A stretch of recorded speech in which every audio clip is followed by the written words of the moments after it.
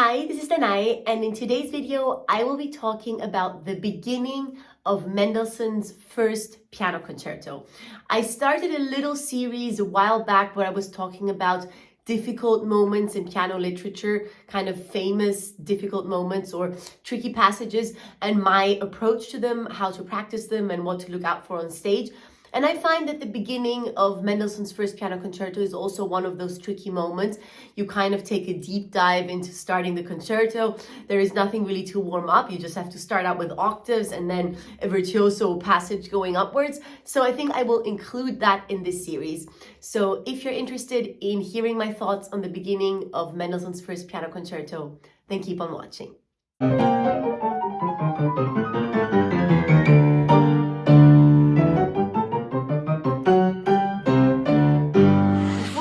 Dive into my thoughts about this passage, I think the easiest thing would probably be if you can pull up a score of this passage just so that you can follow exactly what I'm talking about. I'll be focusing on roughly the first 3 pages, basically the first opening of the piano until the orchestra tutti comes in. So if you have the score at home, just grab it, or otherwise you can just hop on IMSLP. There definitely should be some version of the score there, just so that you can follow what I'm talking about.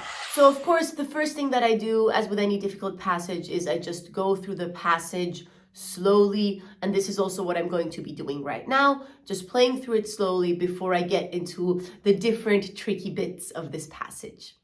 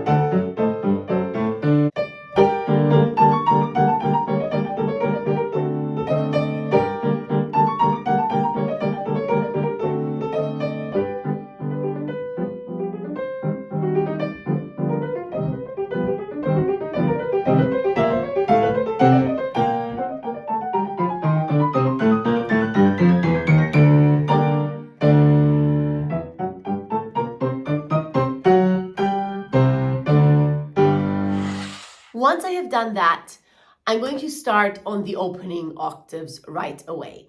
So I have made some separate videos on how to practice octaves. And if you've watched them, you'll know that my go-to exercise for octaves is to isolate the thumb. So I will definitely practice the thumb separately, just to secure that my hand knows exactly where to jump with these octaves. Keep in mind that when you're performing this concerto, you're walking out on stage and the orchestra is playing a couple of seconds of music, and then you jump in with that octave passage, and you want to sound confident, you want to sound secure, you don't want to just be careful and kind of hoping that the right notes will come, but you need to really perform that with conviction. This means that you really need to be 100% safe with playing those octaves correctly.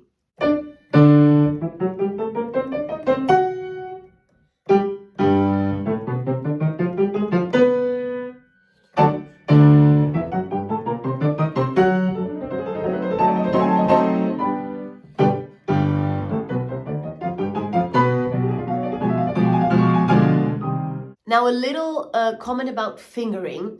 For this last F-sharp octave in the right hand, I know that many people play 1-5 as use the 1-5 fingering, and actually my score, which is Hähnle, also suggests 1-5, but I personally prefer 1-4. So I just want to put that out there. I always play 1-4. I feel that it gives me more of a grip. It also depends on the hand size. Of course, I have a rather big hand, so 1-4 feels very comfortable for me. If 1-4 is not that comfortable and you can put more of an accent on 1-5, then maybe you should keep 1-5, since there is a sforzato on that F sharp. However, I use 1-4. I feel that it gives me more safety and also a better bounce off to get into the fast passage after that.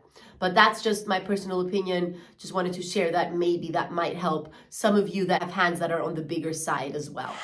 Generally, what I think of mentally with this passage is I first come down to the lower D octave, and then from there it builds up in a very anxious way until that high F sharp, that sforzato, and that in turn gives me the bounce for the 16th passage going up.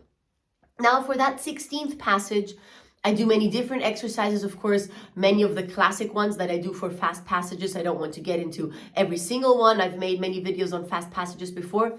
But what is very important here is that the hand always is ready to play the groups of 4 notes. So we have these different groups, which are always 4 notes. And that's why I practice the 4 notes separately and then just stop on the first note of the next group, and I make sure that my fingers are already in place to play that following group.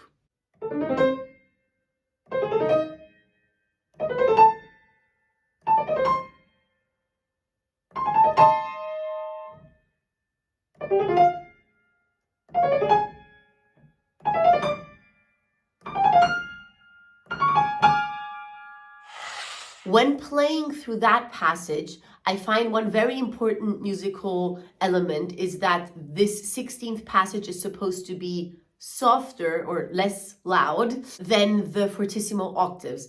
The score actually says fortissimo for the octaves and forte for the 16th notes. So although forte is still objectively loud, when you put it into the context of that whole passage, those 16th notes are actually not supposed to sound as loud.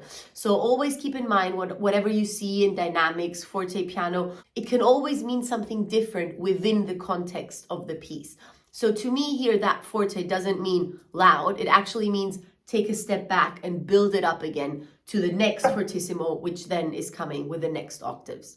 So what I like to do is I like to actually start almost at a mezzo, maybe mezzo forte, something between mezzo piano, mezzo forte, kind of start softly. That also gives me some technical security, and then really create a big crescendo towards that quarter chord that ends the 16th passage. And then you get into the second pair of octaves and 16ths.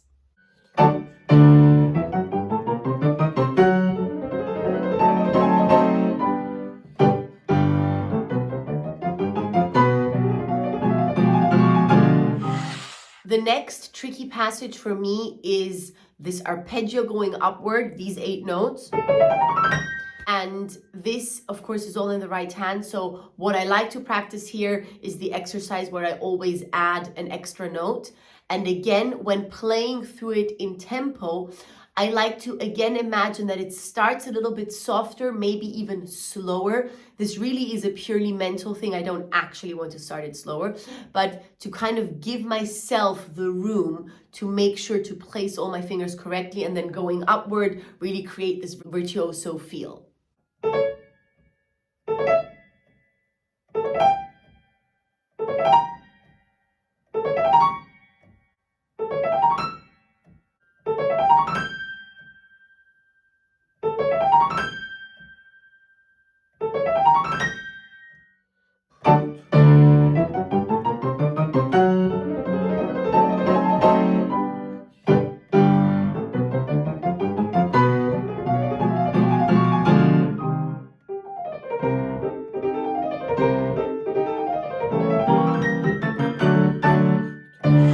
One more musical remark, the 2 D major chords, which are 2 quarter notes following that bar. So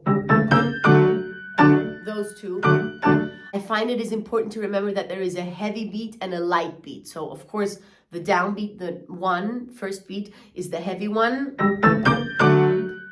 and the second one is light. However, of course, you don't want it to be piano, you don't want it to be forte piano, but still somehow keep in mind that it is heavy, light. So somehow still big and grand, but as a light beat compared to the first chord. Then we have the theme with the left hand playing octaves. Of course, I practice those octaves separately, again with my thumb only.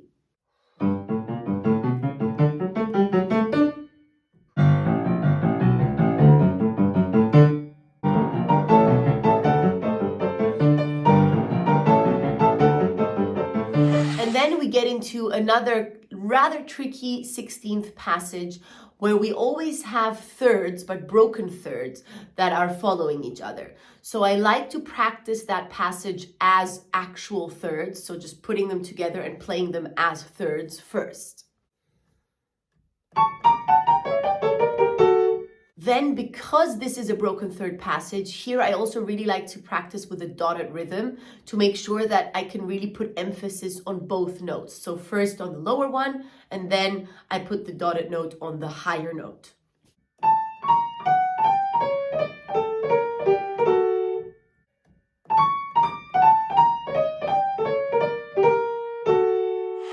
And when playing through that passage, what I find really helps me is to focus on the fact that the lower note of each third is the one that goes together with the 8th note of my left hand, so with every chord. So in a way, I try to kind of also focus my vision on that and to really look at the fact, okay, this note, second finger on the A together with the chord.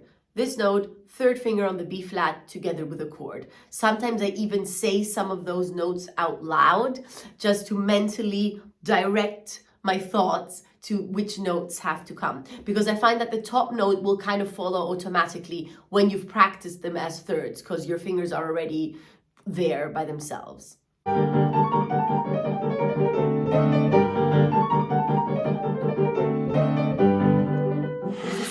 Passage to that towards the end of the entire passage that I'm talking about, where again we have thirds and fourths in the right hand going upwards this time, while the left hand is playing octaves. So here I do all of the combinations. I practice the intervals played together in the right hand separately.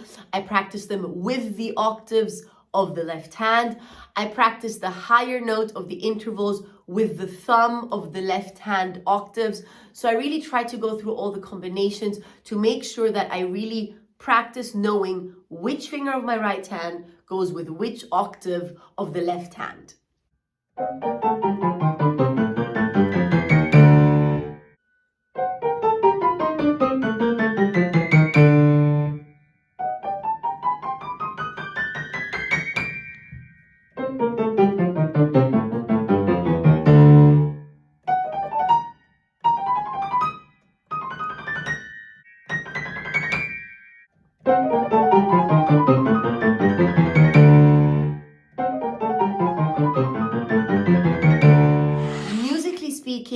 I think it is interesting to keep in mind that before that third and fourth and octave passage, there are 2 bars that have a sforzato on every beat, on every quarter note.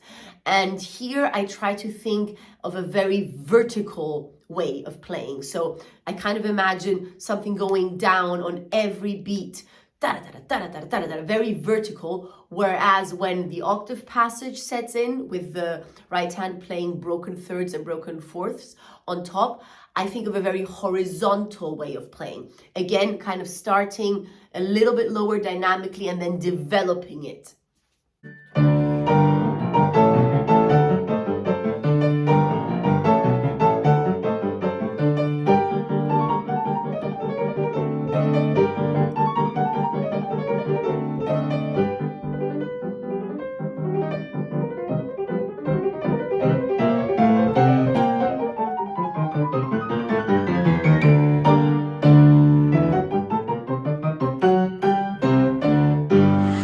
You have one final bar of octaves, which again I find has to be very virtuoso, very secure sounding, very convincing, and those final sforzato octaves again for me are very vertical, and you really give them each their own impulse.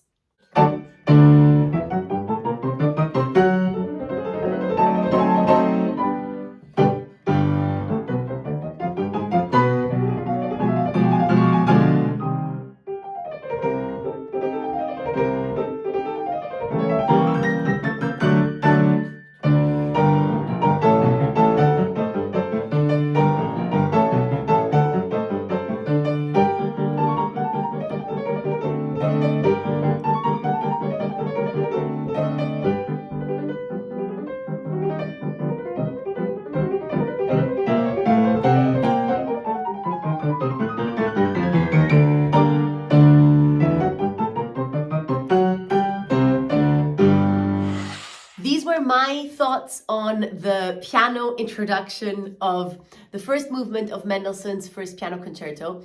Let me know what you think about that. Let me know if you have played this piece and if you agree with that, or if you have different thoughts on musical interpretation or exercises that can help with that passage. I really hope that you found this video helpful. If you did, please leave it a like and subscribe to my channel. That would help me a lot. And I will see you again in my next video next week.